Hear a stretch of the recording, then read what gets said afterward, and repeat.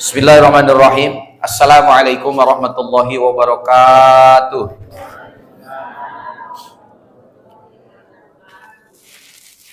Alhamdulillahilladzi anjalas sakinata fi qulubil mu'minin liyazdadu imanan ma'a imanihim. Asyhadu an la ilaha illallah wahdahu la syarikalah wa asyhadu anna Muhammadan abduhu wa rasuluh. Allahumma shalli wa sallim wa barik ala sayyidina Muhammad wa ala alihi wa sahbihi ajmain. Amma ba'du. Faqala Allah Ta'ala fi kitabihil karim, a'udzu billahi minasyaitonir rajim, bismillahirrahmanirrahim, wa atimmul hajja wal umrata lillah.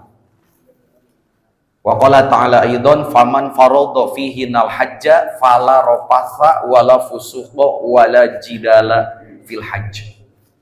Al-ayah, sadaqallahul azim, wallahu a'lam bihaqiqati muradih.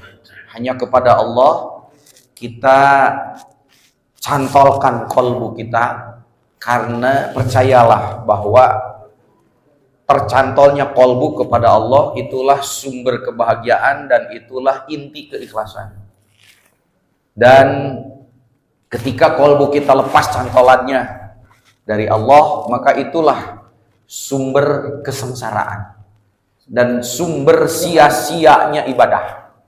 Sehebat apapun ibadah, dugikeun ka donglak tarang lamun sujud, dugikeun ka hideung da digusruk-gusruk karena karpet. Tapi kalau kolbunya tidak tercantol kepada Allah, ibadahnya sia-sia. Salat hanya sampai di sajadah. Haji dan umroh hanya kukurilingan mengelilingi Baitullah. Di mata Allah itu tidak ada apa-apanya. Ini yang kita khawatirkan, dan itu yang disebut dengan haji mardud.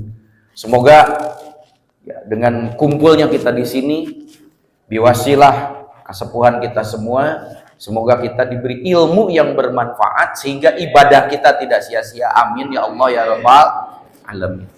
Kemudian ini mumpung masih ada di pertigaan akhir di bulan Rajab. Bulan Rajab adalah bulan yang dipersiapkan oleh Allah untuk memasuki puncak dari bekal ibadah haji, yaitu bulan Ramadan. Kalau yang beribadah haji untung, berarti ada 4-5 bulan persiapan kita.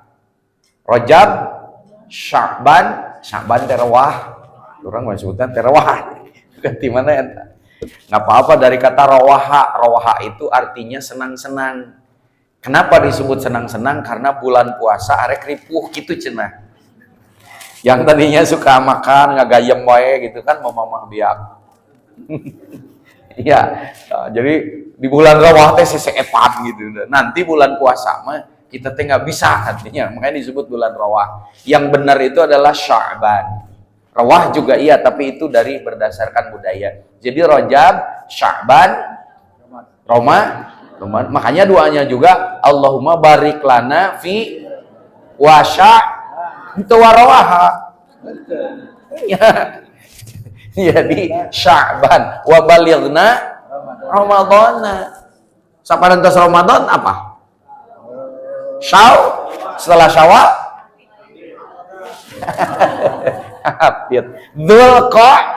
Baru Dzul, kita punya persiapan 6-5 bulan. Makanya tuh bisa ikhlas kan gitu. Kalau tahu ilmunya. Kalau tidak tahu ilmunya, musing tos 6 bulan, tos 1 tahun, bahkan baru pulang dari haji, geus teu ikhlas. Bahkan ke haji geus teu ikhlas. Nah, atuh ingku kulut tuh saya di haji teh ditu teh nu aya teh pasea, mikiran catering, parebut WC gitu. Ya, kenapa bisa begitu? Ini ilmunya penting.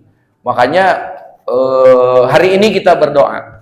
Pertama kita berdoa di bulan Rajab ini, ada doa yang harus selalu kita panjatkan. Ada 4 penyakit di bulan Rajab ini, yang itu tidak bisa dihapus, kecuali di bulan Rajab.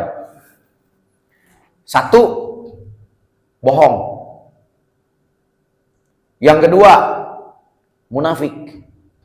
Yang ketiga, riya. Yang keempat, khianat. Itu penyakit yang membuat ibadah manusia itu rusak. Dan itu doanya hanya ada pada bulan Rajab. Berarti bulan ini bulan untuk mengikis keempat sifat itu. Nah, makanya mari kita sama-sama berdoa dulu agar kita dihindarkan dari keempat penyakit itu. Maka sasaran singguri. Bismillahirrahmanirrahim. Allahumma sholli ala Sayyidina Muhammadin wa ala alihi wa sahbihi wa sallim. Subhanallahir rauf, subhanallahir rauf, subhanallahir rauf. La ilaha illallah wahdahu la syarikalah, lahul mulku wa lahul hamdu, yuhyi wa yumit, wa huwa hayyun qayyum la yamutu abada biyadihil khair. Allahumma la mani'a lima a'taita wa la mu'tiya lima mana'ta wa la radda lima qadaita wa la yanfa'u dal jaddi minkal jaddu. Allahumma tahhir lisani minal kidbi wa qalbi minan nifaqi wa amali minar riyai wa basari minal khiyanati fa innaka ta'lamu khainatal a'yun wa ma tukhfis sudur. Amin ya Allah ya rabbal alamin. Nanti kalau perlu doa itu dicatat ya. Pertama, subhanallahir rauf, Maha suci Allah ar-rauf. Ar-rauf itu yang maha pengasih dan penyayang. Mun urang teu dipikanya aku Allah kajen teuing jelema geus pasporna aya sagala rupana aya, Allah teu mikanya teu jadi angkat hajina Pak. Saya membimbing haji dari tahun berapa itu. Itu selalu terjadi Pak. Maka hanya kasih sayang Allah yang membuat kita berangkat ke sana, bukan persoalan uang, bukan persoalan persyaratan, bukan. Allah tanya, Allah teu izin terjadi angkat Pak. Makanya kita memohon subhanallahir rauf, subhanallahir rauf. Itu satu. Yang kedua, pas mau berangkat banyak orang yang mati gitu. Kolbunya itu mati. Sehingga haji teh menghalalkan segala cara, Pak. Berangkat nama tapi disungkun ku Allah. Itu yang berbahaya, Pak. Jadi sampai di sana sesebret anu aya teh. Makanya kalau kolbunya dimatikan oleh Allah, ngeri juga tuh orang mau berangkat haji, Pak. Makanya ada yang tadi la ilaha illallah wahdahu la syarikalah lahul mulku wa lahul hamdu yuhyi wa yumiit. Kenapa kolbu yang harus dihidupkan? Percuma badannya hidup, kolbunya mati. Maka yuhyi wa yumit, minta dihidupkan kolbu kita mulai dari sekarang, mulai dari hari ini, mulai dari ibu manasik di sini, mulai dari niat untuk pergi ke tanah suci. Wa huwal hayyu la yamutu abada. Allah yang maha hidup dan menghidupkan kita. Ya. La yamutu abada. Allah itu abadi, dia tidak pernah nunutan. Ayo orang malah nunutan juga sih emak tuh. Halo, tak ulah nunutan. Ya, ilmu teh penting, Bu. Nah, baru ada doa yang tadi, Allahumma la mani'a lima. Osoknya awas eta. Kapan? Kalau setiap habis tahu enggak artinya doa itu? Allahumma la mani'a lima a'taita wa la mu'ti'a lima mana'ta. Lamania lima toita, tidak akan ada yang bisa mencegah dan dicegah apa yang sudah Allah berikan kepada kita. Karena suka ada kejadian, ini orang semua sudah oke, disabot orang Pak itu. Dulu itu zaman pembagian kuota haji. Itu saya suka ditagih, Kang masih ada jatah enggak untuk daerah anu, karena dulu per wilayah, Subang segini, Karawang segini. Itu Pak, ada aja orang yang pegang itu si jatahnya itu. Bahkan nanti ketika ini, wah ini Subang sudah terlalu banyak nih, orang kekurangan akhirnya berapa dijual belikan Pak kuota itu. Kejadian itu Pak, sampai orang yang mau berangkat akhirnya diambil dipindahkan ke sana. Kenapa? Masalah ini apa yang sudah Allah tentukan disabot oleh orang, karena orangnya itu tidak berdoa kepada Allah, maka resiko tanggung sendiri. Maka kalau ada doa yang tadi lamani alima a'taita, tidak akan ada yang bisa mencegah apa yang sudah Allah berikan. Wala mu'tiya lima mana'ta, dan ketika Allah sudah menentukan begitu, tidak ada yang bisa merusak kita. Jangan sampai kita dikhianati orang. Gitu. Makanya kemarin kan sudah macam-macam, ada batasan usia lah, batasan itulah, batasan inilah. Ya sekarang dibebaskan oleh Arab Saudinya sendiri. Jangan sampai nih orang-orang yang di atas itu mengkhianati kita. Makanya dihianati orang tidak enak, apalagi kita mengkhianati orang. Jadi sesuatu yang sudah Allah tentukan jangan sampai disabot orang. Itu doanya. Allahumma la mani'a lima a'taita wala mu'tiya lima mana'ta wala radda lima qadaita wala yanfa'u dzal jaddi minka jadd. Eta bisa dicokot batur rezeki urang gitu. Itu doanya. Nah, yang terakhir tadi Allahumma tohir lisani minal kidbi. Ya Allah, bersihkan lisanku dari bohong. Bohong itu sederhana. Kenapa manusia bohong? Hayang kapuji ku jelema itu akhiru ridho al makhlukina ala ridho ilahi ta'ala. Itu pak intinya bohong. Hanya karena ingin diiyahkan oleh manusia. Ya, akhirnya kan bohong. Sekali bohong, bisa bohong yang kedua. Bohong yang kedua lolos. Yang ketiga, akhirnya dia tukang bohong. Dan bohong itu al-kidbu ummus sayyi'ah. Bohong itu induknya segala kejahatan. Siapa yang bohong? Hancur haji kita nanti ketika kita bohong. Ya, makanya minta dibersihkan. Wal qalbi minan nifaqi, dan minta dibersihkan kolbu kita dari sifat munafik. Haji balik di haji munafik ini kenapa ya hajinya kemana itu? Ini yang berbahaya. Kemudian wa amali minar riyai. Nah, ini nih hati-hati ini. Wa amali minar riyai. Amal kita dari riya. Riya teh sedikit saja ingin terlihat oleh orang. Hayang kapanggih ku tatangga. Tatangga kan ngan ngomong-ngomong wae haji ainu berangkat urang. Pas dugi ka ditu, ibu beres tawaf di-upload heula. Alhamdulillah.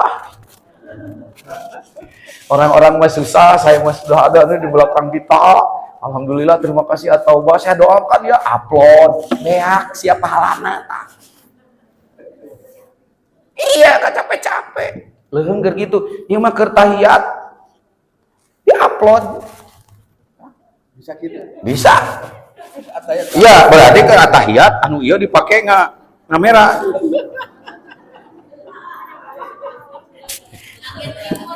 Iya, pakai tripod gitu.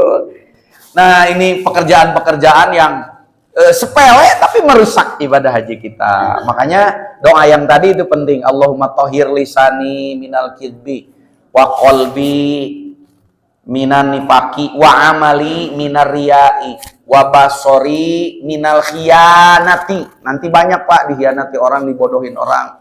Di sana teh banyak Pak didohirkan nanti di Mekah tuh yang kayak begitu-gitu. Ya. Wa amali minar riyai wa basori minal khiyanati fa innaka ta'lamu kha'inatal a'yun wa ma tukhfis sudur. Amin ya rabbal alamin. Dan kita berdoa semoga kita bisa tawaf di tempat tawafnya Rasulullah. Amin. Bisa sa'i di tempat sa'inya Rasulullah. Amin. Bisa wukuf di tempat wukufnya Rasulullah. Amin ya Allah ya rabbal. Kenapa begitu? Haji itu mahal dan susah sekarang. Mahal. Ini biaya haji masih terus akan membengkak. Obrol-obrol kemungkinan mentoknya itu di 50. Kalau 50 kita kan harus nambah berapa? Sekitar 20-an lebih. Belum itu ini, belum biaya syukuran. Ngesyukuran terjadi ini jadi masalah. Banyak yang sudah syukuran nggak jadi. Banyak itu Pak kejadiannya. Makanya mudah-mudahan kita itu dimudahkan oleh Allah Subhanahu wa ta'ala. Mahal, ya. Mahal sekali biaya ibadah haji di tempat kita di Indonesia ini mahal. Udah mahal, antriannya.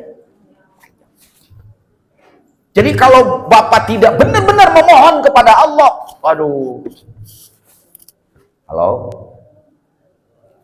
Ibu, kalau mau ceramah gantian di sini, saya. Ya, nah itu nanti kita akan melihat. Kenapa orang ngomong, orang sok ngomong wae, batu nerangkeun, orang milu nerangkeun, itu penyakit apa itu? Karena nanti di haji oke gitu. Ngabubusur ka batu ieu kudu ai manehna syarat jeung rukun hajina tidak terpenuhi, balikan ieu eueunna naon antos ibadah hajina. Dan itu akan digambarkan akhlaknya itu mulai dari sekarang. Kenapa bisa begitu? Bongkar kita hari ini. Ya. Karena ini penyakit jamaah yang akhir-akhir ini harus kita kupas tuntas. Kenapa ibadah haji itu mahal? Karena pahalanya di hadapan Allah juga mahal. Hiji weh Bu, tong seueur teuing lah, makanya tong loba ngecebrak teuing. Beri ku ibu, kejar oleh ibu satu, jadi haji yang mabrur. Ikhlas ada di dalamnya. Kenapa harus mengejar haji yang mabrur? Karena hajan mabrur laisa lahu jazaun ilal jannah. Saya tidak akan mengajarkan manasik teknis. Dan kemah punten buku nu ditalar ayeuna ge di dieu teu kapake kemah sok. Lieur. Loba nini nu leungit maca eta. Murang gue buku teh tidak berjalan, tidak berjalan. Makanya nanti bagaimana kalau diapal pun ini eta buku doa sakitu tidak akan bisa keureut euy sabelah. Kalau sudah tua kan penyakitnya sukar ingat mudah lupa. Eta penyakit nini jeung aki-aki. Waktu saya masih di Jakarta, saya diserahi jamaah 35 orang. Tidak ada yang mau membimbing, Bu ya. Karena semuanya risti. Nini yang aki-aki. Saya dipanggil, Kang Punten, ini nggak ada yang mau ngambil dan dia non KBIH. Karena dia tidak ikut di KBIH itu ini. Jadi nggak ada yang mau membimbing. Kenapa? Risti KB. Terus, ayo latihan manasiknya kapan? Saya hanya diberi waktu kurang dari 1 bulan ketemu dengan jamaah itu. Kalau tidak punya ilmu ini yang akan saya ajarkan hari ini, mereka itu sudah frustasi. Ustadz, gimana nanti saya membaca doa tawaf, doa sa'i, doa nanti untuk jamarot? Kan itu, karena tergantung kepada doa anu dina buku sakieu teh anu kumaha keur diapalkeun geuning ayeuna. Bari keur bimbingan ge terus diapalkeun, bari teu apal apa.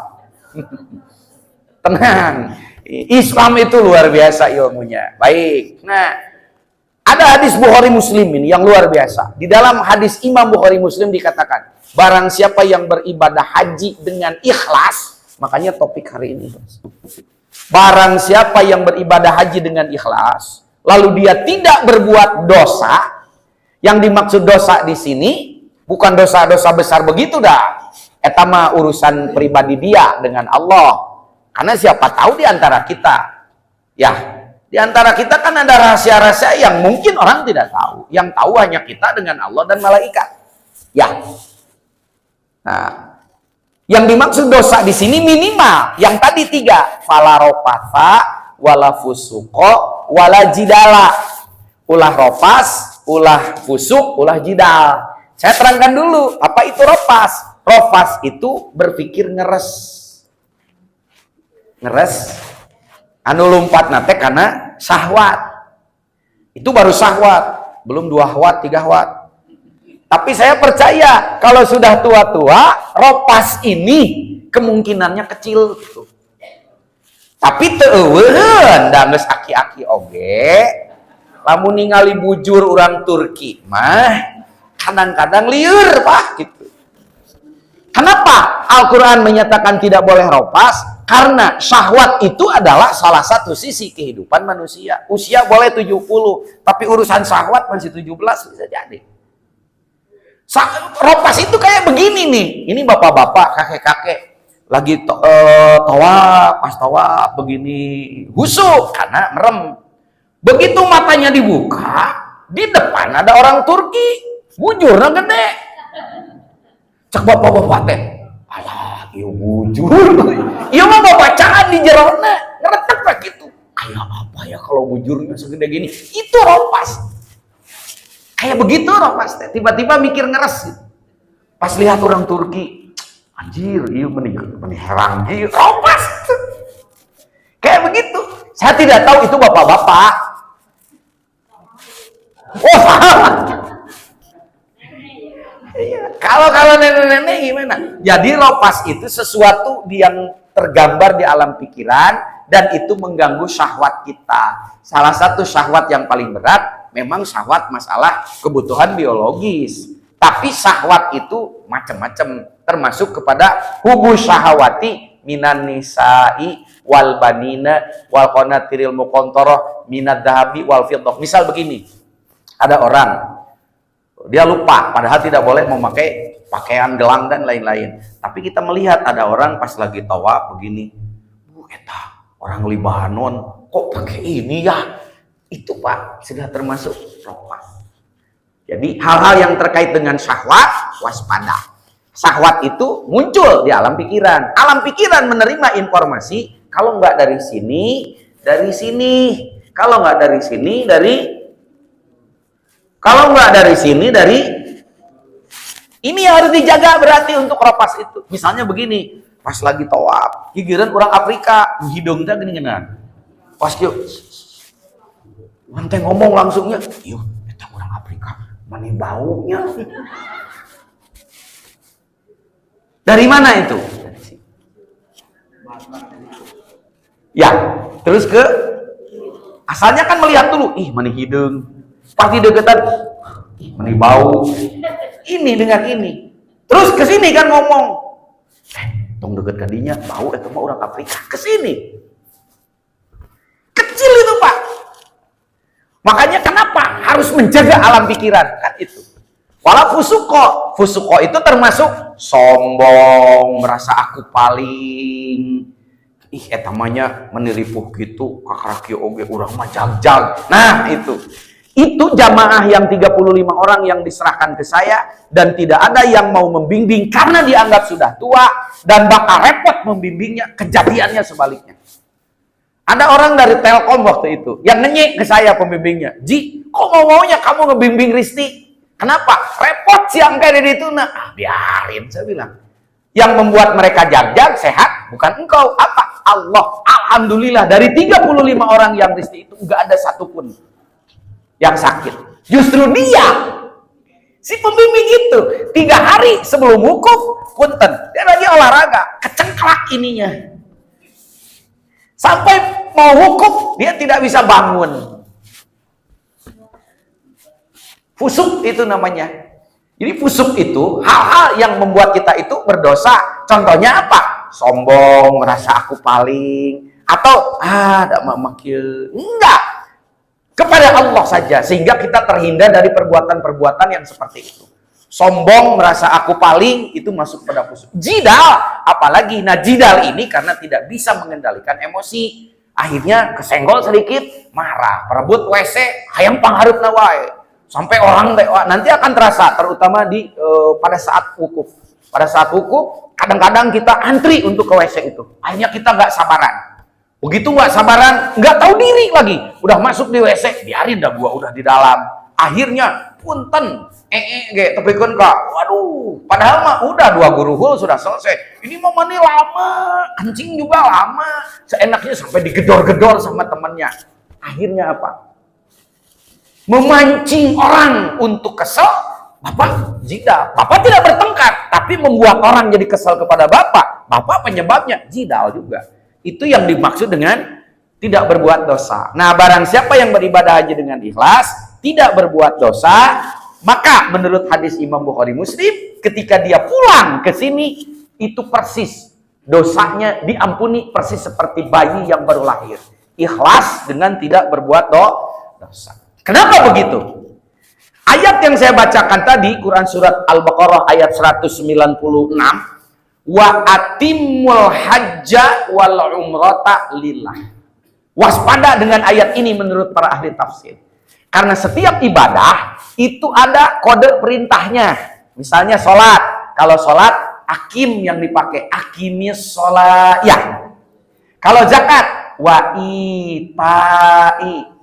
Wa ita. Bukan wa ici.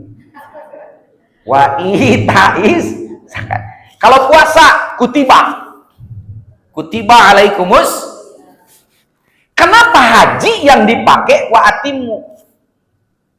Wa atimu artinya sempurnakanlah ibadah hajimu.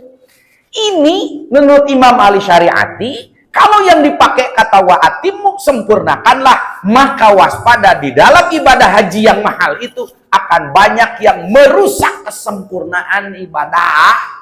Jadi namanya sempurna. Bagaimana? Makan lebar itu. Itu makanya waspada dengan kata wa atimu. Wa atimul hajja wal umrata. Jaga kesempurnaan ibadah, berarti akan banyak yang merusak. Makanya harus apa? Wa atimul hajja wal umrata lillah. Lillah itu semata-mata karena Allah. Nah, sekarang yang merusak kesempurnaan ibadah haji itu apa? Nafsu. Nafsu. Awas, nafsu teh bukan yang ngenap-ngenap hanapun. Bukan. Itu salah satunya aja gitu. Nafsu. Yang bisa lillah qalbu. Yang merusak kesempurnaan ibadah haji pasti nafsu. Dan yang bisa lillah karena Allah ikhlas itu qalbu.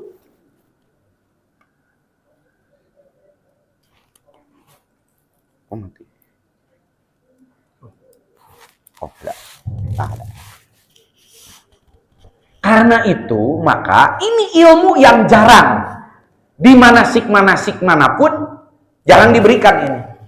Padahal inilah yang merusak ibadah haji. Dan itu pusat ibadah haji. Apa? Pusat seluruh ibadah termasuk ibadah haji. Urus qalbu heula. Yang kedua, yang merusak ibadah haji, nafsu. Berarti kita itu harus tahu dulu dua ilmu itu. Ilmu mengelola qalbu dan ilmu mengelola nafsu. Awas.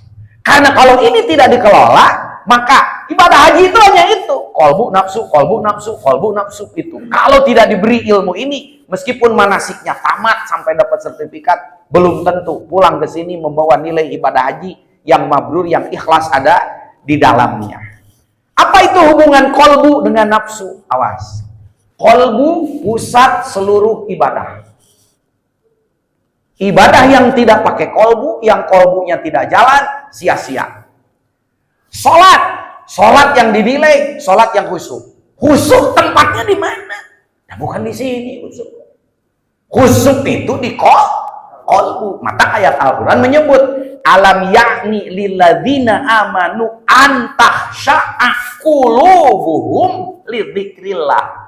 Apakah kamu belum sampai berita kepada orang mukmin, kepada orang muslim bahwa antahsya'a qulubuhum, khusyuk itu di qalbu. Makanya jelema yang sholat khusyuk tapi terang ilmu qalbuna. Dikira khusyuk dina babacaan. Mata kayak nu babacaan lillah, belum tentu dah, bukan di sini khusyuk mah. Ada yang menganggap khusyuk itu di pikiran. Pikiran juga suka kemana-mana. Justru pikiran lebih liar dari apapun. Qalbu bisa digugusur ku si eta. Ini juga lagi di sini. Nggak tahu pikirannya mah sudah di mana. Ya, ada orang yang lagi sholat, qalbunya tidak dijaga. Yang ada bacaannya didengar oleh ini, masuk ke alam pikiran. Maka bisa jadi ke sholat, pikirannya mah bisa kemana? Pikiran tuh liar luar biasa, Pak. Sedetik saja tidak Bapak kendalikan, dia sudah lari. Ibadah kita dibawa oleh pikiran, rusak, Pak. Rusak. Makanya jangan kaget ke sholat cembereng weh. Nah, apa bacaan tekil? Ada orang lagi berdiri yang dibaca bacaan tahiyat, gitu tapi kita sadar-sadar kerenang tuh, nah curug ngacungnya. Apa ya ada isukan gaya deui tuh saya tahu. Dan pikiran itu apapun yang ada kan ada di situ. Sok ayeuna ge keur kieu, ting mikirna mah ting keur naon. Itu Pak bahayanya pikiran. Makanya kalau sholat hanya menggunakan alam pikiran, rusak sholat kita. Dan yang sampai kepada Allah ternyata bukan pikiranmu, bukan bacaanmu, bukan gerakanmu, tapi qalbu yang sampai kepada Allah. Sholat dengan badan tidak akan sampai. Mung dugi kana sajadah apa sujud oge. Ruku, sujud, dugi kana sajadah. Babacaan, dugi kana sajadah. Haji dengan ukur tepi ka Mekah, kukurilingan, wukuf, balik deui ka dieu. Da teu make qalbu, teu nepi ka Allah. Nu nepi ka Allah mah qalbu. Dari mana kita tahu? Allah yang memberitahu. Yaumul la yanfa'u malu wala banun illa man atallaha biqalbin salim. Ada satu hari yang kita banggakan, harta, tahta, wanita, mobil Toyota, Fortuner, pabrik bata, Maita. Itu tidak sampai kepada Allah. Illa man atallaha biqalbin salim, kecuali yang sanggup datang menghadap Allah itu qalbun salim. Makanya waspada kalau ibadah haji tidak kolbunya diurus, ini yang banyak sia-sia, ratusan ribuan berangkat jamaah haji pulang ke sini tidak bernilai apa-apa. Haji ngan ukur bodas kopeahna, bodas masih kuring gitu. Pak Haji tos nganggo kopeah bodas di ayeuna.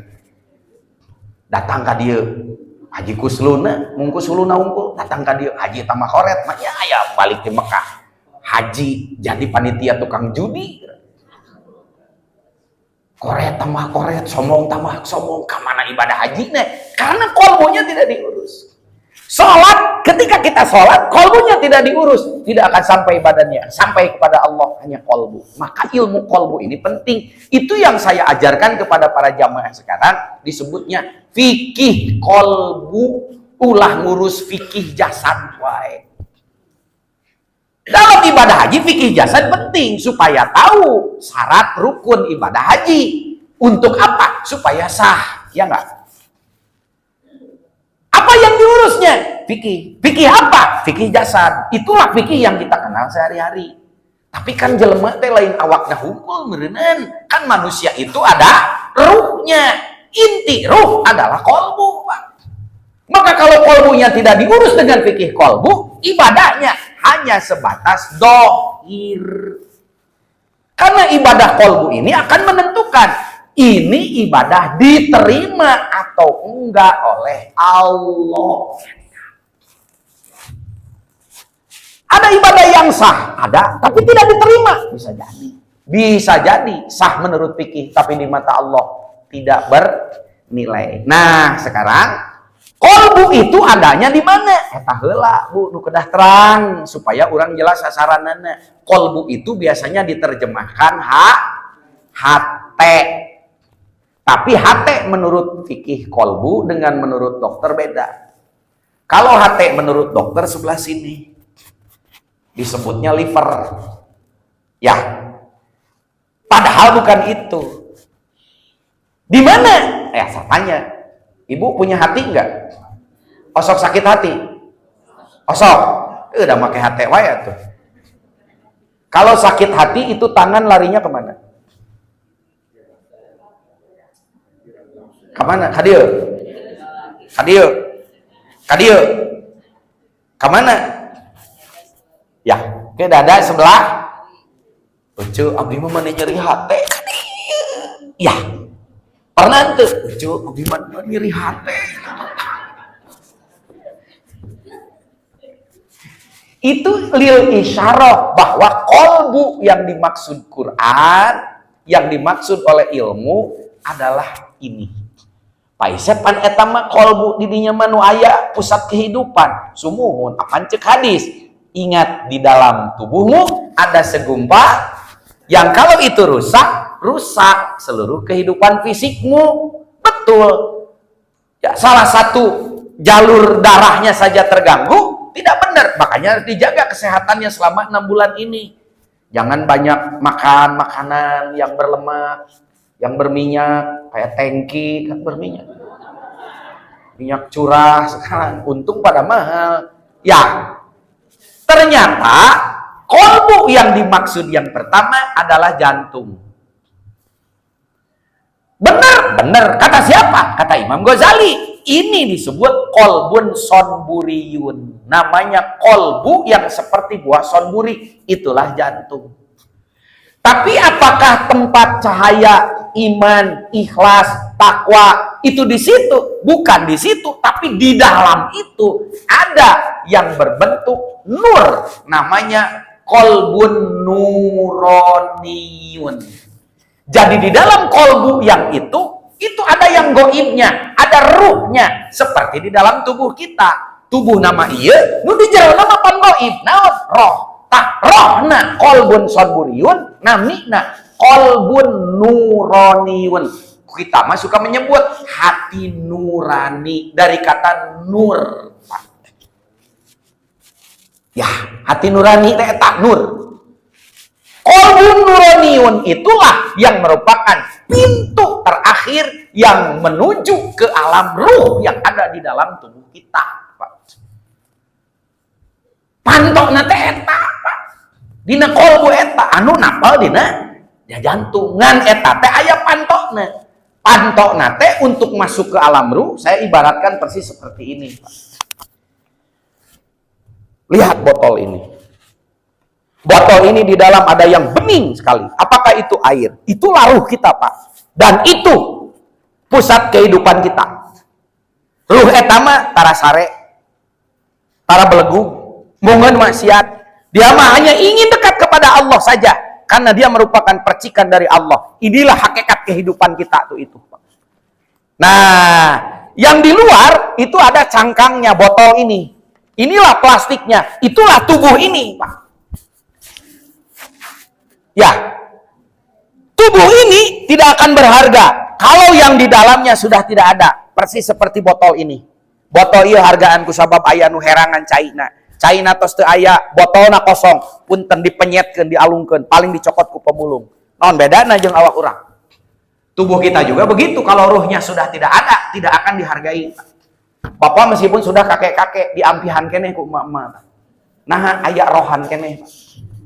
Kalau sudah tidak ada rohnya, sudah mati. Sama tubuh kita juga begitu. Nah, di dalam ruh inilah tempat nur, cahaya, hidayah, taufik, ikhlas, takwa, itu tempatnya di sana, Pak, di ruh itu. Makanya jangan menyimpan ikhlas, takwa di sini. Itu mah pembelajarannya. Kalau tidak sampai ke sana, tidak akan sampai. Yang ada paling teorinya. Hanya ketika kita ingin masuk ke alam air ini, ke alam ruh ini, itu tidak akan bisa. Kalau sok pada ningali lakueh Bang Hadi. Nah, itu ningnya ngaji. Wiyandi ka dia. Kita tidak akan bisa masuk ke air itu kalau tidak melalui ini. Pintu, tutup botolnya. Ya enggak? Selagi tutup botol ini tidak kita tembus, maka tidak akan masuk ke sana. Sayangnya, di dalam tutup botol ini ada 7 titik lubang pintu untuk menuju ke sana. Dan setiap titik pintu untuk menuju ke sana, di situ ada herdernya yang menjaga. Sehingga seluruh hidayah, taufik, ilmu hanya sampai di tutup botol. Tidak pernah sampai ke sana karena dirampok oleh si 7 herder-herder itu. Apakah 7 herder yang menghalangi setiap hidayah, taufik, ikhlas, takwa yang selama ini kita dengar? Apakah yang menghalangi di 7 pintu itu? Itulah nafsu. Di mana 7 tempat nafsu di dalam tubuh kita? Nih saya kasih tahu nih. Ini yang akan merusak ropas, pusuk, jidal, brengsek, munafik. Itu adanya di nafsu-nafsu itu. Saya kasih tahu nih tempatnya yang 7 itu. Yang diibaratkan tadi. Pertama, lihat. Pertama, ada yang disebut dengan nafsu lawamah. Adanya di dada sebelah kiri di bawah susu kita. Saya berdiri ya, biar jelas. Ini tubuh kita. Di dalam ada ruh yang bening. Itulah tempat dari hidayah, taufik, ikhlas dan lain. Adanya di sana, Pak. Pintunya kolbu. Tapi di kolbu ada 7 pintu untuk sampai ke sana. Di 7 pintu itu ada herdernya. Itulah nafsu-nafsu kita. Di mana titik itu? 1 di sini. 2 jari di bawah susu kiri kita. Ini namanya nafsu lawamah di sini. Lihat Quran surat Al-Qiyamah. La uqsimu biyaumil qiyamah wa la uqsimu bin nafsil lawamah. 2 jari di bawah susu kiri. Kemudian nyebrang ke sebelah kanan. Di bawah sebelah kanan, di bawah ini. Ini ada nafsu sawiyah namanya. Lihat Quran surat Asy-Syams, sawiyah. Pindah lagi ke dada sebelah kiri di atasnya, di atas yang tadi. Ini nafsu mutmainnah. Ini yang sudah sering kita dengar. Dan ini nanti yang dipanggil oleh Allah untuk pulang. Balik lagi ke dada sebelah kanan. Di atas yang tadi, ini ada nafsu radiyah. Di tengah-tengah dada, di dalam, ada nafsu mardiyah. Ayatnya 3. Ya Tuhan nafsul mutmainnah irji'i ila rabbiki radiyatan mardiyah. Jadi ada lawamah, ada sawiyah, ada mutmainnah, ada radiyah, ada mardiyah. Dari sini naik ke atas, ada di tengah-tengah kening kita, tempatnya di sini. Ini tempat nafsu yang paling jahat. Inilah nafsu ammaroh. Bahasa sadi dinten janten nafsu amarah. Akna leungit tinggal tak mak nusok geus kolot ge ayo we ngambek etana gede teuing. Nah, nanti naik ke atas, pusatnya di ubun-ubun, itu ada nafsu kamilah. Kamilah itu nafsu yang paling terakhir. Nah, sekarang jadi lawama, sawiyah, mutmainnah, radiyah, mardiyah, ammaroh, kamilah. Yang penting titiknya dulu hafal. Sekarang kita hafal karakternya. Watak dari nafsu-nafsu itu adalah dia senantiasa, setiap nafsu itu mendorong kepada dua jalan tiap nafsu tadi. Lihat Quran surat Asy-Syams ayat 7 sampai 10. Wa nafsi wa ma sawwaha fa alhamaha fujuraha wa taqwaha. Pada setiap diri manusia aku beri satu anugerah, tapi juga ujian. Apakah itu? Nafsu. Kenapa disebut anugerah? Karena nafsu ini membuat kita punya kemauan. Kalau tidak ada nafsu, kita tidak punya kemauan, termasuk kemauan kahayang urusan-urusan duniawi. Karena ruh, satu saja kemauan ruh itu, pulang ke asalnya. Itu keinginan ruh. Jadi ruh mah tersep kue, otak di dia itu aya kuehan. Rohani mah hoyong teh dikir we ka Allah. Di dunia ge kadang-kadang geus teu betah sih eta mah. Kadang-kadang ruhani itu merasa tersiksa dengan badan yang ditempati, yang orangnya itu maksiat terus. Ruhani itu nangis. Matak tong kaget. Suka ada orang yang tiba-tiba kok sedih, kok hidup begini, pengen pulang saja. Itu tangisan ruhani. Tapi kenapa tuh ada keinginan yang juga ingin menyimpang? Sakapeung hayang belegung. Sakapeung hayang baleng. Si eta mah pasti nafsu. Wa nafsi wa masawa fa'alhamaha fujuraha wa taqwaha. Terhadap setiap nafsu, nafsu mah bercabang.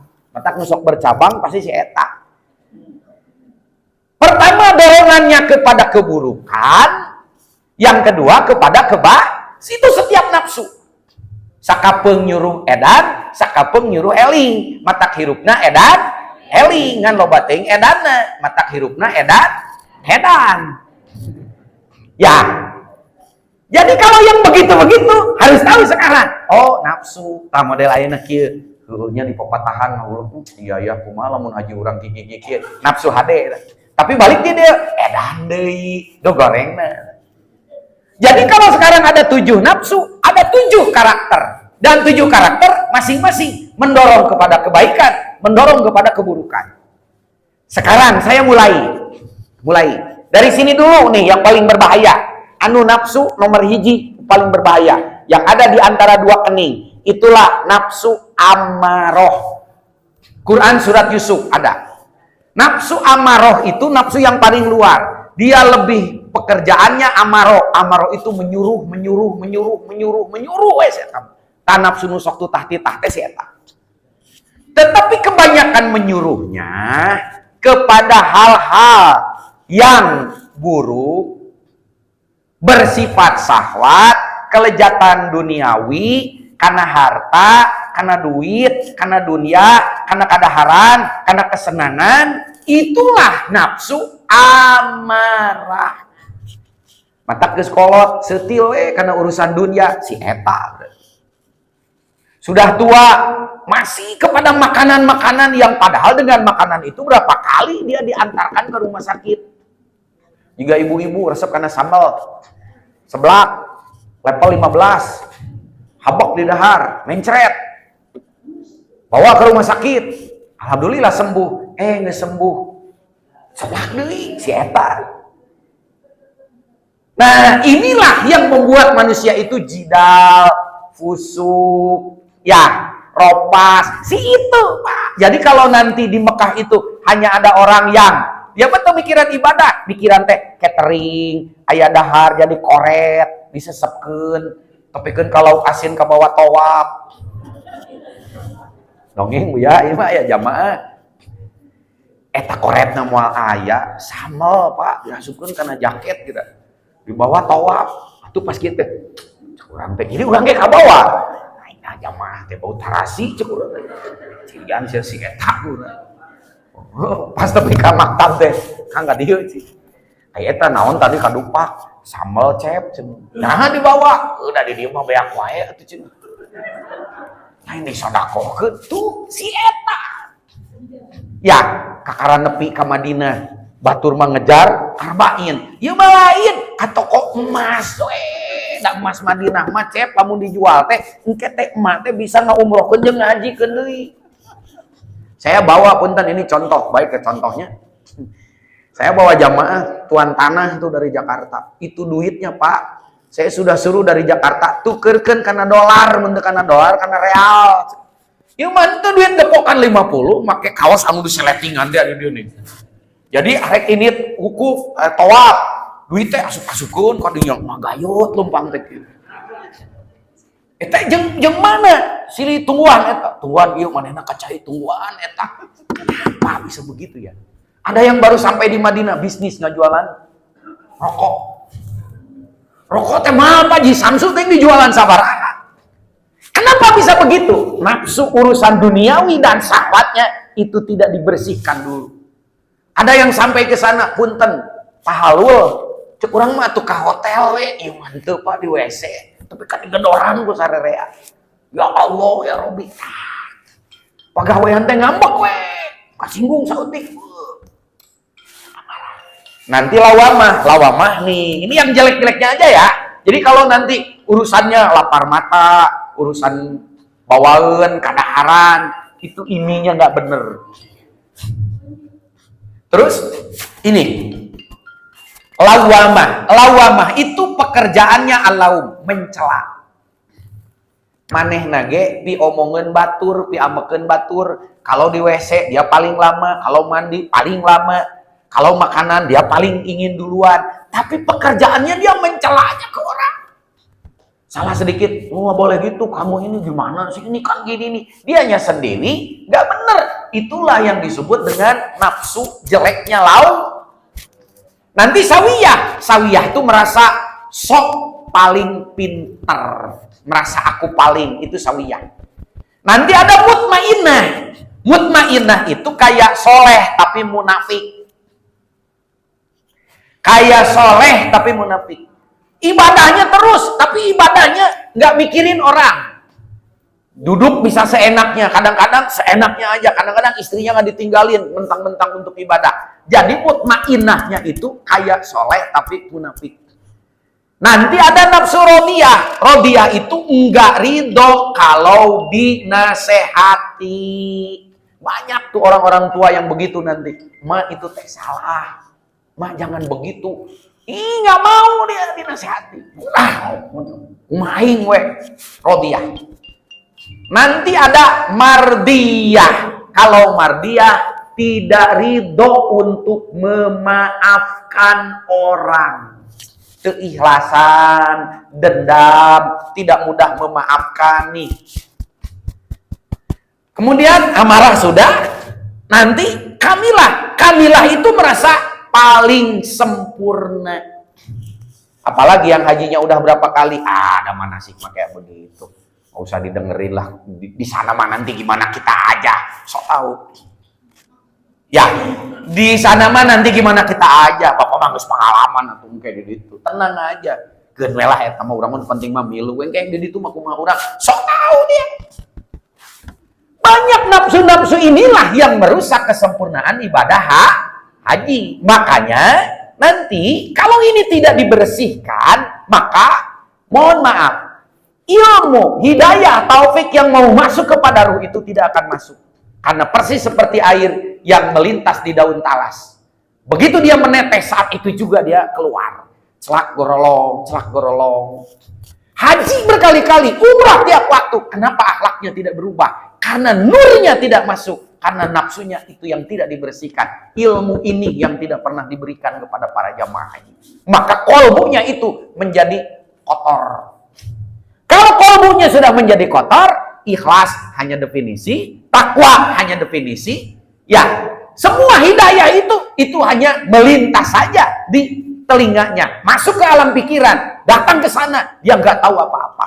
Maka kolbunya sudah tidak terkelola. Begitu kolbunya tidak terkelola, maka semboyan-semboyan ibadah haji itu hanya semboyan saja. Kolbunya menjadi gelap. Disebutnya dulumat. Kalau kolbunya menjadi gelap, ruhaninya tidak mendapatkan energi awakna jagjag, tapi rohanina lemah. Persis seperti HP yang tidak punya kuota. Ya, mana contohnya? Yang kolbunya tidak punya energi, nih. Nenek-nenek di Bandung, ya, bukan di sini. Rumahnya dekat ke majelis taklim, Bu, ya. Paling cuma 2 langkah, dan nggak nyampe. Gitu. Tapi ngegoes sampai ke gunung nyampe. Ari ka majelis taklim 2 langkah deui teu nepi. Ari ngagoes sapeda ke tempat pariwisata nyampe. Kenapa bisa begitu? Itu tanda ruhaninya itu lobet. Ngaji misalnya di sini, ngaji kemana-mana, tapi tidak ada perubahan akhlaknya. Ini yang berbahaya. Maka Imam Nawawi menyebut ibadah haji hanya 2. 1 haji mardun, 2 haji makbul. Mardun, ibadah hajinya selesai, tapi tidak memberi dampak apa-apa. Jadi sah, tapi ditolak oleh Allah. Yang kedua, makbul. Yang makbul itu jadi sah, diterima oleh Allah. Yang makbul pasti mabrur. Kita sering menyebut, semoga ibadah haji kita mabrur. Mabrur tidak akan ada kalau tidak makbul. Nah, pertanyaannya, yang makbul itu apanya? Yang makbul itu urusan qalbu, bukan urusan fisik. Kalau makbul, pasti mabrur. Mabrur itu apa? Penuh berkah. Apa ciri haji yang mabrur? Cirinya dulu ya. Cirinya bukan syaratnya. 1, it'amut to'am. It'amut to'am punya kepekaan sosial. Salah satunya dermawan. It'amut to'am itu punya kepekaan sosial. Bukan hanya dermawan. Kalau dermawan kan mere etage aya 3 jelema kan. Aya nu mere teh, arek mere cela. Aing boga duit 100, udah 50 aya. Aya anu kaditu 75, urang 25. Bahkan ada di dalam kisah orang yang mau haji namanya Ibnu Mubarak. Dia mau naik haji pakai unta. Begitu mau masuk ke wilayah Baghdad, dia ketemu dengan seorang perempuan. Yang perempuan itu punten nuju mengais bangke. Bangke apa? Bangke bebek yang sudah mati. Kata Ibnu Mubarak, "Kamu kenapa makan bangke? Kayak mau dimakan." "Iya, bangke itu haram." Kata Ibnu Mubarak. "Lalu kenapa mau kamu makan?" "Mohon maaf juragan, nurun mencek bahasa Karawang mak itu. Anak saya 3 orang sudah tidak makan 2 hari. Daripada mereka kelaparan, mohon maaf, bangke ini mau saya pasak." Astagfirullah, kata Ibnu Mubarak. "Kamu tinggal di mana?" "Di kampung itu juragan." "Nama kamu siapa?" "Ini nama saya." "Punya suami?" "Enggak, suaminya sudah meninggal." "Nomor berapa rumahnya?" "Meureun mun aya mah." "Ya sudah, kamu pulang, nanti saya ke sana." Padahal dia mau haji, Pak. Dia bawa dengan untanya ke sana, ditanya ke kampung itu, betul itu orang yang paling miskin di sana. Akhirnya dia urus anak keluarga yang kelaparan tadi. Sehingga punten, bekal untuk ke Mekahnya itu dipakai memperbaiki rumahnya dan lain-lain, dan waktunya habis di situ. Begitu dia mau berangkat, waktu ibadah hajinya sudah berakhir. Dan dia tidak jadi ibadah haji. Pulang. Begitu pulang, saat jamaah-jamaah tetangganya pada pulang, apa yang terjadi? Itu tetangga-tetangganya aneh pada mengunjungi rumah Ibnu Mubarak. Lalu mengatakan, "Ibnu Mubarak, terima kasih. Saya di sana mun teu ditulungan ku maneh urang beakeun duit. Eta maneh nulungan ka urang. Ladri kata. Saya teu ngarti urang maka gitu jadi. Ih, sidik maneh nu mere duit ka urang. Datang deui tatanggana. Saya teh keur kalaparan kamari. Punten eta kamu mun teu mere cai urang teh kausan. Aneh Ibnu Mubarak itu. Kata Ibnu Mubarak, bagaimana ini bisa terjadi? Teuing lah urang mah teu ngarti. Akhirnya dia pasrahkan kepada Allah. Malamnya dia bermimpi. Ibnu Mubarak, ya, Allah mengutus para malaikat untuk menggantikan kamu di sana. Wajahnya, segalanya persis seperti kamu, itulah nunulungan orang-orang. Dan setiap ibadah haji itu hanya 7 dari yang ratus ribu datang ke Mekah. Hanya 70.000 orang saja yang hajinya diterima setiap giliran ibadah haji. Setiap tahun. Dan yang 70.000 itu kadang-kadang digenapi oleh Allah oleh malaikat. Berarti loba jelema anu ibadah haji nanti waspada. Yang diterima oleh Allah apanya? Kolbunya. Karena yang sampai kepada Allah adalah kolbu. Maka hati-hati menjaga kolbu. Sedangkan kolbunya kotor oleh nafsu yang tadi. Ari manasik dijejelan, ari ilmu keur ngabersihan kolbuna dari pengaruh nafsu tidak diberi. Ini yang terjadi. Makanya saya kenapa mulai menarik diri dari jor-joran untuk membimbing umroh, membimbing haji. Akhirnya saya mundur. Tafakur saya, kenapa ini bisa terjadi begini? Kalau ada orang yang ibadah hajinya mabrur, satu orang saja hadir di satu keluarga, keluarga itu akan diberkahkan. Ini ribuan dari Indonesia. Kenapa Indonesia jadi reyon begini? Kenapa jamaah haji jadi pada rengsek? Ada apa ini? Itu yang membuat saya merenung. Makanya akhirnya saya memohon kepada guru-guru saya, kepada para mursyid saya, ini ada apa? Satu, teu dibere pikih kolbuna teu diurus. Karunya eta jamaah haji. Itu Pak. Kalau begitu akhirnya saya memohon. Apakah ada ilmu yang bisa membersihkan, mengendalikan nafsu itu sehingga itu dibersihkan dulu? Ada. Namanya ilmu tazkiyatun nafsi. Tazkiyatun nafsi. Ilmu untuk menyucikan nafsu. Sehingga nafsu yang tadi, yang buruk-buruknya itu dibersihkan di ayeuna di bulan Rajab. Untung ini. Untung. Ibu oleh Allah, karena ini bukan faktor kebetulan, ini mayyasha, yang dikehendaki saja oleh Allah. Saya banyak, paling nanti ya itu pun di mana, di Bandung, di hotel apa, tapi itu pun dicampur dengan jamaah yang sesudahnya. Ya nanti mereka meminta ilmu ini karena ada jamaah yang kita berangkatkan pulang dari sana pada nangis, seperti jamaah yang tahun yang lalu, yang pada berangkat, Pak Haji nuhun. Untung abdi harita serius waktu mengikuti bimbingan Pak Haji di sini. Karena tetangga saya mah, ayo ku Pak Haji diajarkeun teh naon nya harita, mata ulah nunutan teh kitu. Ini ilmu tazkiyatun, ngabersihan titik nafsu nu tadi teh supaya si nafsu-nafsu goreng nanti ti ayeuna di dagoran dibersihan. Nafsu nu ngan ukur mikiran karena dahareun wae, kita aya di ditu teh. Ibadah nanti datang kan itu gering gerak.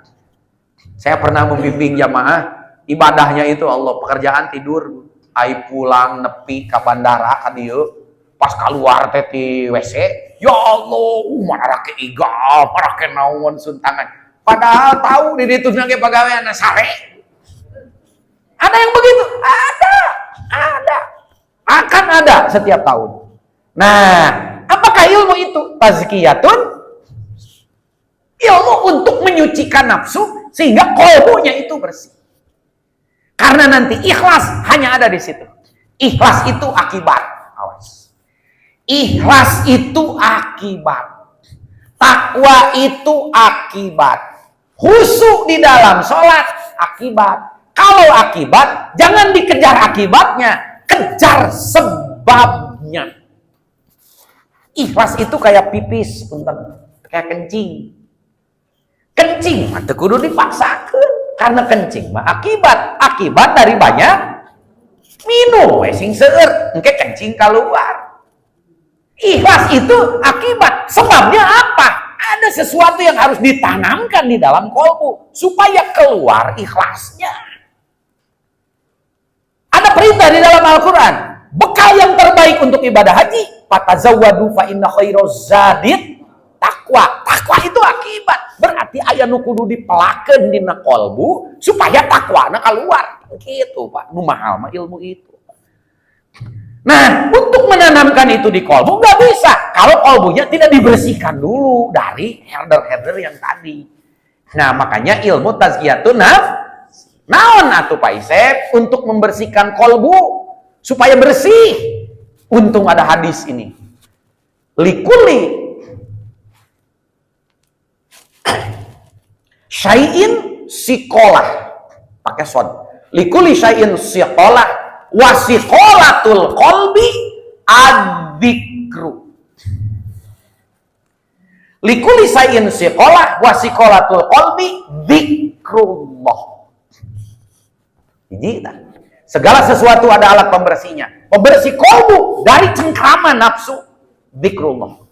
Satu. Yang kedua, innal quluba latasda'u kama yasda'ul hadid. Sesungguhnya kolbu itu bisa berkarat seperti berkaratnya besi. Wajila'uha dzikrullah. Dan pembersih karat-karat tadi tidak ada lagi kecuali dzikrullah. Hanya satu berarti alat untuk membersihkan kolbu kita dari cengkraman nafsu. Apa itu? Dzikrullah. Apa itu dzikrullah? Zikir. Nah, berarti ilmu dikir. Nah, kudu dijeroan. Dan mulai anu bisa ngebersihan nafsu nu tadi kalau bukan dikir. Apa itu dikir? Dikir itu adalah kalimat, pekerjaan, perbuatan yang membuat kita ingat kepada Allah. Itu dikir namanya. Makanya subhanallah dikir, alhamdulillah dikir, Allahu Akbar dikir. Ibu ditajong, nu ditajongna nini inget ka Allah dikir. Pak Isep aya dikir anu pangmanyosna ada. Afdalu dzikri fa'lam annahu la ilaha. Itu yang ada di buku yang tebal itu dikir semua. Tapi Quran dan hadis menyatakan yang paling afdal dari zikir itu semua adalah kalimat la ilaha. Itu Bu senjata. Hanya la ilaha illallahnya yang mana? Gitu. La ilaha illallahnya di mana? Dan di sini mah sudah banyak. Sedangkan pusat ibadah bukan ini, bukan ini. Pusat ibadah itu ini. Kalau begitu bagaimana Pak Isep? Di dalam ilmu tazkiyatun nafsi, kalimat zikrullahnya tanamkan di kolbu mulai dari sekarang. Jadi kalimat zikrullahnya yang berijazah, itu yang paling penting. Dari tadi ijazahan mah hanya jadi zikir biasa. Punten sekarang banyak program-program anak-anak kita dimasukkan ke rumah tahfidz. Ya, banyak di mana-mana, metodenya juga banyak. Tapi kalau rumah tahfidz itu tidak memiliki ijazah dan sanan, maka tahfidznya itu menempel, Pak. Nah, tergaduh ijazah. Ibu dapat ijazah bismillah dari siapa? Dari kiai. Bismillahnya berbeda dengan yang tidak berijazah. Ibu punya wirid naon supaya benghar. Tapi tadi ijazahan. Temetu la ilaha illallah juga begitu. Jadi la ilaha illallahnya satu yang berijazah. Ijazah itu begini. Ibu, bapak menerima dari saya. Saya menerima dari siapa? Dari guru. Guru apa? Guru kolbu, guru rohani. Guru dari siapa? Dari gurunya lagi, dari gurunya lagi, dari gurunya lagi, sampai kepada Rasulullah. Baru ilmu itu mati. Tak itu. Eta hebatnya ijazah. Makanya saya dengan Buya mencari kita ini apa yang harus diberikan kepada jamaah. Wah, ini senjatanya. Tapi la ilallahnya yang mana? Yang berijazah, yang bersanan. Supaya apa? Kalimah ini ditanamkan langsung kepada kolbu kita. Tidak hanya di mulut. Da anu di mulut mah seueur nu tiasaeun Bapak. Laras gitu. Menanamkan kalimah la ilaha illallah ke dalam kolbu banyak istilahnya. Satu disebut ijazah. Yang kedua, ada yang menyebut riyadhah. Yang ketiga, ada yang menyebut talqin. Ada. Hanya istilah talqin ada 3. Awas. Jadi, pertama talqin itu adalah talqin ba'dal maut. Orang yang sudah meninggal ditalkinan di atas kubur. Hei Anu bin Anu, kamu sekarang sudah meninggal. Nanti kalau datang malaikat nanya, jawab begini. Kan begitu ya? Makanya soal kuburan kan sudah bocor. Cok nu di jero kubur teh, siap paling jadi. Dan nu ngajawab lain biwirna rohani. Ai rohani intina qalbu. Ari dina qalbu na la ilaha illallah rek naon dijawab. Itu yang jadi. Nah, yang kedua, ada yang disebut talqin inda sakaratil maut. Orang sedang sakaratul maut harus dibimbing supaya nyawanya keluar, yang keluar kalimah la ilaha. Hadisnya lakinu mautakum la ilaha man qala man kana akhiru kalamihi la ilaha illallah dakhala jannah. Orang yang sedang sakarat dituntut supaya yang keluar nyawanya keluar dengan kalimah la ilaha. Kenapa harus begitu? Karena nyawanya kalau tidak ada la ilaha illallahnya, dia tidak bisa pulang. Maka la ilaha illallah itu kendaraan yang membawa nyawa kembali ke asalnya. Hanya yang sakarat tergantung kebiasaan sehari-hari. Eta man asya ala syai'in famata alai. Barang siapa yang kebiasaan hidupnya seperti itu, maka dari mulai sakarat sampai meninggalnya juga dalam keadaan seperti itu. Kumaha kahirupan sapopoe na we nu sakarat. Aina jelema pas maut sakarat hayang la ilaha illallah. Ai sadi dintenna teh jeung la ilaha illallah rek kumaha.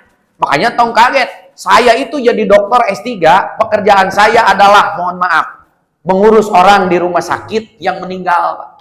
Ternyata dari 1000 orang hanya 70 enggak yang lancar mengucapkan la ilaha. Susah apa itu? Apalagi di UGD itu, ya Allah, ada yang kepalanya pecah, matanya keluar, tapi nyawanya sulit untuk keluar. Karena nyawanya tidak punya tunggangan kalimat itu. Allahu Akbar. Baru dibimbing la ilaha illallah, ternyata nggak bunyi. Kenapa? Ya tergantung sehari-harinya. Ayah nini sakarat ditalkinan la ilaha illallah. Enggak. Keluarna teh goes. Ditanya ka incuna cita eta nini maneh nah bet kitu goes-goesan wae. Da mama tuh lain ngaji sasapedahan wae Ustaz. Aya nu sakarat teh ning gitu, kroto. Butuh musuh. Aya nu eta, apih eta mah ceki. Tukang gaple. Jadi ngeri itu. Dan banyak nanti yang di sana meninggal. Cenah jaminan meninggal di Mekah mah. Nanti dulu yang menjamin bukan di Mekahnya. Eta dina kolbuna aya GPS-an teu. Kan kolbu yang sampai kepada Allah itu hanya 2. 1 kolbun munib, 2 kolbun salim.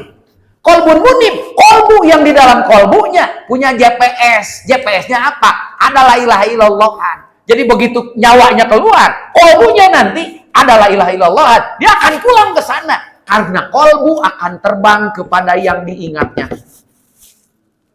Kolbu akan terbang kepada yang diingatnya. Ketika kolbu itu ingat sesuatu, maka dia akan terbang menuju sesuatu yang diingatnya. Ibu sholat, kolbunya ingat kepada Allah. Saat itu, mohon maaf, kolbunya langsung sampai kepada Allah. Tapi ketika ibu sholat, di dalam kolbunya ingat kepada urusan dunia, maka sholat hanya sekedar gerakan. Tetapi kolbunya terbang kepada dunia yang dia ingat. Bukankah sholatnya sia-sia? Bukankah hajinya sia-sia? Ibu sedang tawaf, berkeliling, berkerumun. Susah dengan orang berdesak-desakan. Tapi kolbunya, dia tidak ingat kepada Allah.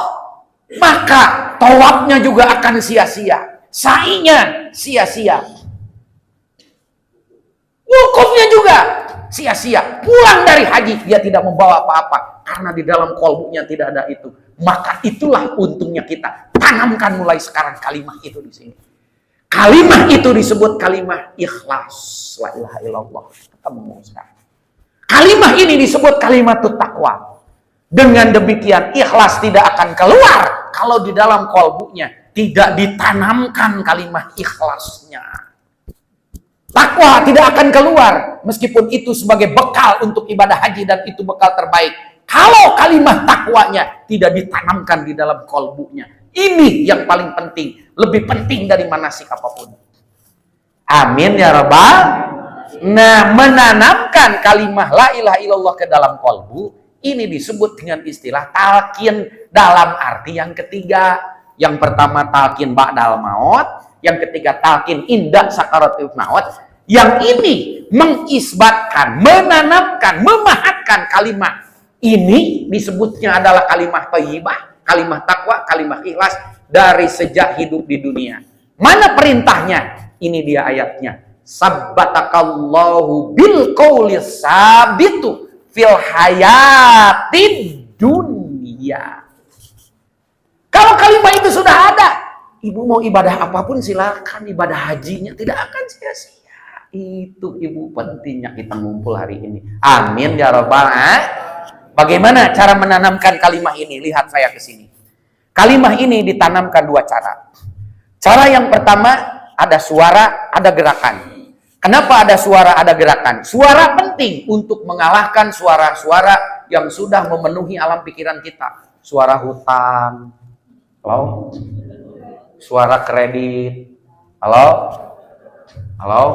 Iya, itu kan penuh suara-suara itu. Ke sholat kayak kredit. Apalagi di kampung ya, iya, ada Bang Emok, ada ke non kosipa. Itu suara-suara itu memenuhi telinga kita. Bahkan ke sholatnya recet dirasok di jero. Ya. Halo? Makanya harus ada suara yang bisa mengalahkan itu. Kalimat apa? Kalimat dzikir. La ilaha. Itu yang harus lebih keras dari suara apapun. Makanya dzikirnya yang pertama harus bersuara. Suara ini untuk mengalahkan suara-suara urusan dunia, suara sakit hati, suara mesti diurus, suara udah terdipikannya ya, suara-suara yang menyakitkan kita dibersihkan oleh itu. La ilaha illallah, la ilaha illallah, la ilaha illallah. Incu tenyaheun la ilaha illallah. Pemajikan geus teu ngurus geus aki-aki, la ilaha illallah. Hutang can kabayar, la ilaha illallah. Keur namahan haji can aya, la ilaha illallah. Allah yang memberi rezeki, lain tibang, lain ngagadekeun tanah can laku-laku. La ilaha satu tah. Kenapa harus keras? Untuk mengalahkan suara-suara itu. Da engke di ditu mah aduh riweuh, Pak. Kalau itu tidak ditanamkan sekarang, alah habis nanti. Yang kedua ada gerakan. Nah, gerakannya inilah yang harus menghantam 7 titik yang tadi. Makanya gerakannya seperti ini. Perhatikan saya. Pejamkan mata, tundukkan kepala, tuh, pereumkeun soca untuk mengikat si ini. Karena si ini yang suka kemana-mana, ya nggak? Ya. Nah, si ini simpan di bawah udel kita 2 jari, simpan dari situ titiknya. Kenapa di bawah udel kita 2 jari? Itu tempat syahwat kita. Selama ini hirup teh loba ting berat kadinya, Pak. Karena kotok-kotok gitu. Oh, lato-lato. Kalau mau main lato-lato yang bapak-bapak. Kalau yang itu keras, Bu. Iya. Ya, selama ini hanya urusan yang lato-lato dan yang 2 on setengah itu, Bu. Pejabat jadi bejat, ajengan jadi bajingan, ya orang jadi tukang bohong, hanya karena urusan itu. Makanya ini jangan terlalu berat ke bawah, ditarik oleh kalimah la ilaha illallah, ditarik ke atas. La, gambarkan oleh pikiran untuk membersihkan titik. La, kenapa dari sini ditarik melalui perut? Di perutmu siapa tahu berapa banyak barang yang haram, mungkin syubhat yang sudah bercokol di sini. Bukankah itu yang membuat kita terhalang hijabnya kepada Allah? Kumaha bersihanana barang geus haram geus jadi daging jeung tulang jeung kulit jeung darah. Tidak bisa dibersihkan. Meusing makan pencahar ge model broklak, dul kolak, doa yang memuncrut. Dosanya tidak terbersihkan. Hanya bisa dibersihkan dengan la ilaha illallah. Makanya begini gerakannya. La, tuh. Kenapa harus ke sini? Apaan di tengah dada ada nafsu mardiyah yang belum ridho memaafkan orang. Meskipun mereka Mekah gini dia nyeri hati kene. Komo nu ngajanggikeun anak nu rek mere teu mere malah dilunasan ku tatangga nyeri hati aing mah. Tah, Rodiyah, eta mardiyah, Pak. Lah, naik lagi ke sini. Mulut tukang bohong. Naik lagi ke hidung. Hidung. Ai kana kagorengan batur ka ame, ari kana kahadean tatangga teu ka ame. Padahal ari ka Mekah. Halo? Padahal teu pilek. Tarik lagi ke sini. Nah, sampailah di sini di titik nafsu amaroh yang membuat manusia itu hina, hanya memikirkan urusan perut di bawah perut dan urusan dunia. Sampaikan, simpan di sini di nafsu kamilah supaya kita ingin menjadi manusia yang sempurna, bukan sombong merasa sudah sempurna, bukan. Makanya gerakannya seperti ini. La ilaha, turunkan ke dada sebelah kanan. Karena di sini ada nafsu rodiyah yang tidak ridho dinasehatin. Simpan sampai ke sawiyah yang sok pinter teh ya, dume ka Mekah geus sababaraha kali. Dume sok nganter wae jamaah jadi sotoy. Makanya beginilah ilaha. Il itu tarik ke sini. Lallah. Kenapa ke sini dulu? Ke mutmainah dulu. Allahnya simpen di lawamah. Lawamah itu tepat di jantung kita, sehingga kalimat la ilaha illallah itu tersimpan di jantung kita. Itu cara menyimpannya. La ilaha illallah. La ilaha illallah. Itu pukulkan ke jantung kolbu kita. Karena kolbu kita sudah keras, sumakosat kulubukum fahiyya kal hijarah. Awasadu qaswah. Kemudian hati manusia setelah dia itu tidak dibersihkan, dia itu hatinya lebih keras daripada batu. Makanya gerakannya seperti inilah. Ilaha illallah. La ilaha illallah. La ilaha illallah. Wih deh dia. La ilaha illallah. Kalau melihat gerakannya seperti ini, tapi yang paling penting pikirannya yang di dalam itu yang harus melintasi titik-titik yang tadi. Makanya dikir jangan sembarangan gerakannya. Ieu mah dikir juga kena ku angin rungkad atuh. La ilallah. La jangan-jangan dikir setan. Bahkan anu ajak-ajakan gini, itu dikir setan Pak. Rasulullah tidak mengajarkan begitu. Ini kenapa? Kan tazkiyatun nafsi, membersihkan 7 titik la ilaha illallah. Kade ulah pahili simkuring ka dieu, ibu mah ka dieu. Jelas tuh. La ilaha illallah. Berapa banyak? Kalimah la ilaha illallah itu 12 huruf. Tiap huruf itu ada harganya. Lam, alif, ha. Ada berapa? Ada 12. Itu kalau dihitung berdasarkan ilmu falak, jumlahnya 165.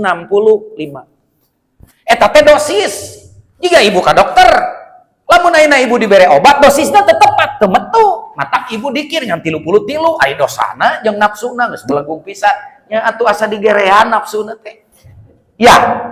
Kapan itu diamalkan? Setiap ba'da salat wajib di ayeuna. Beres salat wajib, heulakeun eta. Nah, aya Qur'anna, fa idza qadaitumus sholata fadhkurullah, surat An-Nisa. Di mana anjeun beres salat, dikir heula, dikirna nu pangabdona eta. La ilaha illallah. La ilaha illallah. La ilaha illallah. Sing karasa, sing tepikeun ka titik-titik eta teh aya. Nanti 4 hari, 5 hari, 11 hari, 40 hari rasakan oleh ibu. Mulai nafsu-nafsu yang tadi itu tergambar, dibukakan oleh Allah, mulai ditaklukkan itu. Nah, itulah hebatnya zikir yang berijazah. Gimana kalau kalewat? Hijikeun, lohor kalewat, hijikeun jeung asar. Asar kalewat, hijikeun jeung isya. Kecuali lamun kalewat kabeh atem teuinganeun eta. Hiji tah zikir eta, keur naon zikir nu tarik ieu? Nababan nafsu-nafsu nu kalalasar tadi. Nah, cara yang kedua, Pak Isep, kan itu mah harus setiap ba'da sholat. Harus dalam keadaan wudhu, dalam keadaan suci. suaranya harus keras, yang ketiga sasarannya harus jelas. Kan arek ngabersihan nafsu teh supaya ulah engke nafsu ieu ngadat di Mekah ngarusak ibadah urang. Laras gitu. Pak Isep gimana kalau sehari-hari banyak kudu dikir wae terus? Ada dikir yang kedua. Dikir yang kedua tidak bergerakan, tidak bersuara.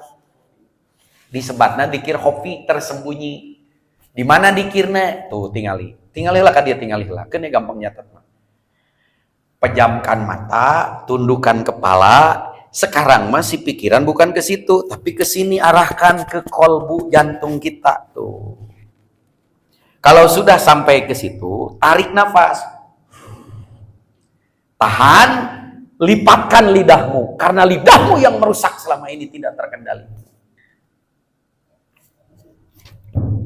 Tahan nafas. Begitu tahan nafas paling tidak 12 detik itu akan terasa ada yang bunyi di sini. Apa itu?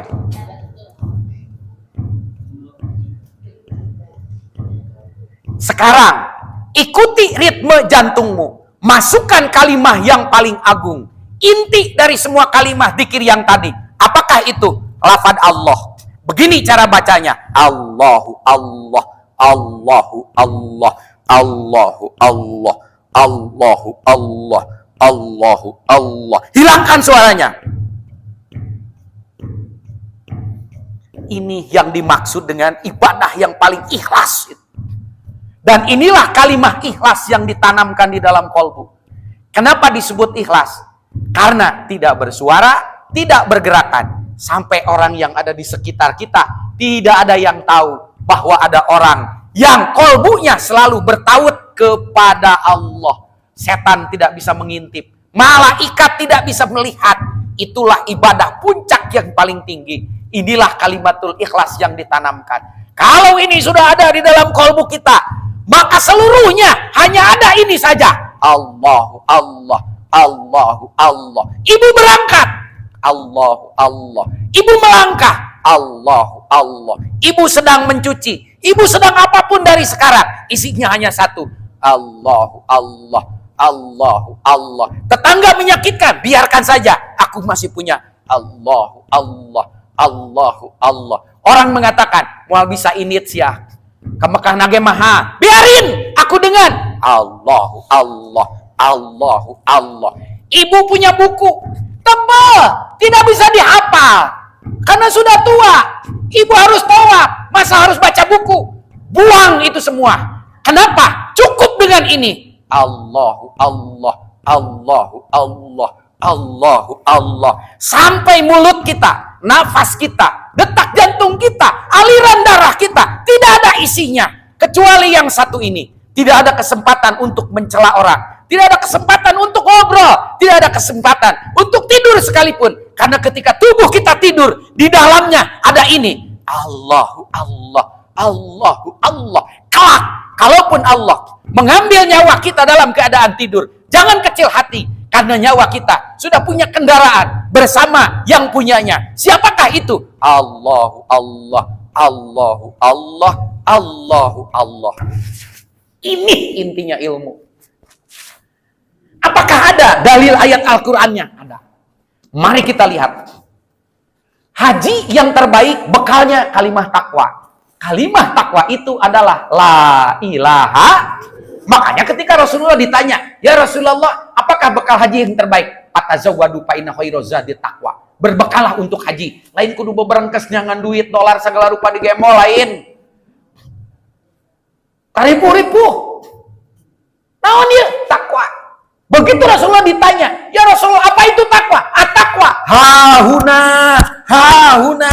Takwa itu yang di sini, yang di sini, yang di sini. Apa yang di sini?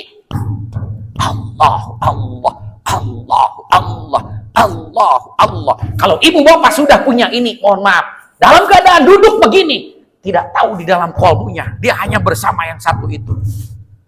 Itu ikhlas namanya. Lalu ketika ditanya, bagaimana supaya haji itu makbul? Makbul itu diterima. Diterima itu harus sampai dulu. Sekali lagi, diterima itu harus sampai. Karena kita tidak pernah menerima barang yang belum sampai, ya enggak? Kudu nepi heula. Nu nepi ka Allah naon? Qalbu. Qalbu yang mana? Qalbun munib. Qalbu yang ada GPS-nya. Qalbunya inilah yang sudah ada. Lafaz Allahnya ditanamkan di situ. Dia yang akan sampai kepada Allah. Begitu sampai, diterima. Begitu diterima, makbul namanya. Begitu makbul, mabrur. Apa hebatnya orang yang sudah ditalkin dengan zikir yang tadi, yang dibersihkan. Orang yang sudah dibersihkan dengan zikir yang ditanamkan, dosa masa lalunya dihapus oleh Allah Subhanahu wa Ta'ala. Asal sudah menerima ijazah yang tadi. Para sahabat dulu tidak akan mau masuk Islam, Pak. Belegugna leuwih ti urang. Salat can aya, zakat can aya, haji can aya. Kenapa mereka mau masuk Islam? Karena mereka menerima kalimah ini. Baru mereka mau masuk Islam. Maka setelah nanti ditalkin, punten, jangan berpikir dosa masa lalu. Ketika orang membaca zikir yang tadi, 4.000 dosa besarnya dihapus oleh Allah. Jangan mikirin lagi masa lalu. Apalagi nanti di sana. Nanti akan terasa. Di Masy'aril Haram, tidak ada kalimah yang paling agung kecuali kalimah ini. Ya makanya nanti disebutkan. Nah, kata Ibnu Qayyim, innama ja'alat tawafa bil baiti wasa'i baina Safa wal Marwah wa ramyil jamal li iqamati dzikrullah. Allah menjadikan tawaf di mana? Di Baitullah, sa'i antara Safa dan Marwah, kemudian melontar jumrah li iqamati dzikrullah, untuk mendirikan zikrullah. Matak nu kadar itu teu boga ieu, arek naon cek kasarnya mah begitu, Pak. Karena sa'i, Safa, Marwah, tawaf untuk mendirikan, mengagungkan zikrullah. Afdhalud dzikri fa'lam annahu la ilaha. Pantes ayatnya Pak seperti ini. Lihat Quran surat Al-Baqarah mulai ayat 196 yang tadi. Wa atimul hajja wal umrata lillah. Lillah itu di sini, Pak. Bagi yang ininya sudah ada. Ayat 198. Fa idza qadaitum min arafatin fadhkurullah inda masy'aril haram. Quran surat Al-Baqarah ayat 198. Fa idza qadaitum min arafatin. Ketika engkau selesai beribadah di Arafah, fadhkurullah inda masy'aril haram. Jangan kamu lepas itu zikrullahnya sepanjang di Masy'aril Haram. Apakah itu? Mulai Arafah, Mina, dan seterusnya sampai ibadah haji selesai. Bahkan ketika pulang ke sini, lihat Quran surat 2 ayat 200. Fa idza qadaitum manasikakum fadhkurullah. Semuanya menuju kepada zikir, zikir, zikir, zikir. Henteu kaharti jelema kakara balik haji, pancek urang mah jelema soleh. Nah, habat dititah dikir deui. Lah eta. Makanya kalau dikirnya tidak dibawa dari sini, sia-sia Pak ibadah haji. Tuh, inilah hebatnya zikrullah yang zikir itu sudah ditanamkan mulai sekarang. Kita punya waktu yang lama, rasakan itu. Nah, nanti ketika zikir ini sudah bisa connect antara ini, dengan zikir khafi itu Allah, Allah, Allah, Allah, Allah, Allah. Kita sudah punya senjata untuk mengendalikan ini. Maka ketika sholat, jangan engkau biarkan pikiranmu kemana-mana. Pan orang mah sholat sokenya. Allahu Akbar.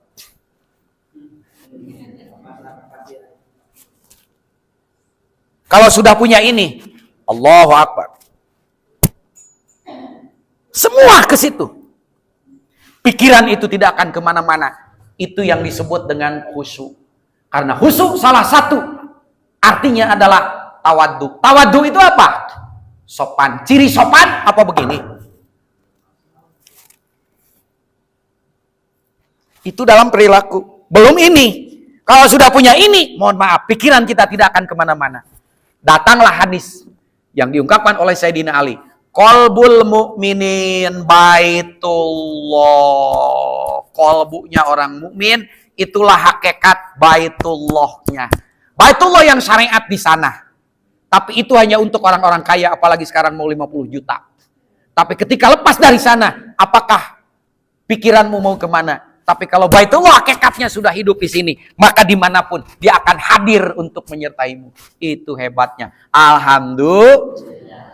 Ibu-ibu, bapak-bapak, Itulah inti dari ilmu ikhlas, itulah inti dari takwa, itulah inti dari ilmu bagaimana supaya haji itu makbul.